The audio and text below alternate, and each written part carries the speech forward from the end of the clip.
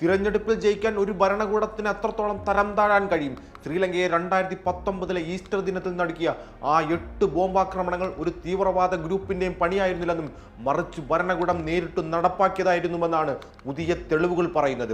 അതെ, മുൻ ഇന്റലിജൻസ് മേധാവി മേജർ ജനറൽ സുരേഷ് സല്ലയുടെ അറസ്റ്റ് വിരൽ ചൂണ്ടുന്നത് ഞെട്ടിപ്പിക്കുന്ന ആ സത്യത്തിലേക്കാണ്. 7 വർഷത്തെ നീണ്ട കാത്തിരിപ്പിനൊടുവിലാണ് മുൻ ഇന്റലിജൻസ് മേധാവി സുരേഷ് സല്ലയെ CID പിടികൂടുന്നത്. സ്ഫോടനം നടത്തി തീവ്രവാദികൾക്ക് സഹായം നൽകി ഗൂഢാലോചന നടത്തി എന്നതടക്കമുള്ള കുറ്റങ്ങളാണ് അദ്ദേഹത്തിന് മേൽ ചുമത്തിയിരിക്കുന്നത്. 11 ഇന്ത്യക്കാരടക്കം 279 പേരുടെ ജീവനെടുത്ത ആ കറുത്ത ദിനം ശ്രീലങ്കൻ രാഷ്ട്രീയത്തിലെ ഒരു വലിയ നാടകമായിരുന്നു എന്നാണ് പുതിയ തെളിവുകൾ വ്യക്തമാക്കുന്നത്. 2023 ബ്രിട്ടീഷ് ബ്രോഡ്കാസ്റ്ററായ ചാനൽ 4 പുറത്തുവിട്ട ഒരു ഡോക്യുമെന്ററിയിലെ വെളിപ്പെടുത്തലിലൂടെയാണ് സല്ല അന്വേഷണത്തിന്റെ റഡാറിലേക്ക് വരുന്നത്.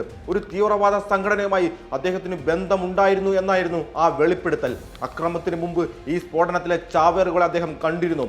ആ വർഷത്തെ പ്രസിഡന്റ് തിരഞ്ഞെടുപ്പിൽ രജപക്സെക്ക് അനുകൂലമായ ഒരു അന്തരീക്ഷം ഒരുക്കാൻ വേണ്ടിയായിരുന്നു ഈ അക്രമമെന്ന ഞെട്ടിക്കുന്ന വെളിപ്പെടുത്തലായിരുന്നു ചാനൽ 4ന്റെ ആ ഡോക്യുമെന്ററിയിൽ ഉണ്ടായിരുന്നത്.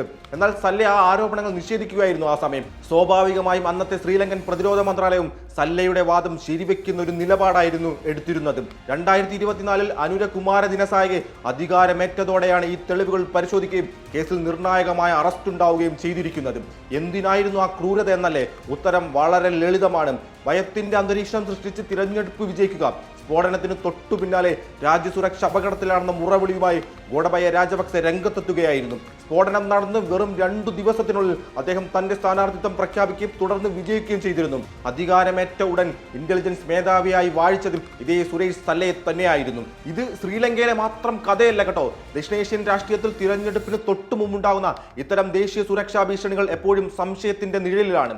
ഇന്ത്യയിലെ നിർണായക തിരഞ്ഞെടുപ്പുകൾക്ക് മുൻപ് പുൽവാമ പോലുള്ള വലിയ ആക്രമണം ഉണ്ടാകുന്നത് നമ്മുടെയും അനുഭവമാണ്. ശ്രീലങ്കയിലെ ഇരകൾക്ക് നീതി ലഭിക്കുമ്പോൾ അത് സമാന രാഷ്ട്രീയ സാഹചര്യങ്ങൾ സൃഷ്ടിച്ചിട്ടുള്ള എല്ലാ ഭരണാധികാരികൾക്കുമുള്ള ഒരു മുന്നറിയിപ്പും താക്കീതും കൂടിയാണ്.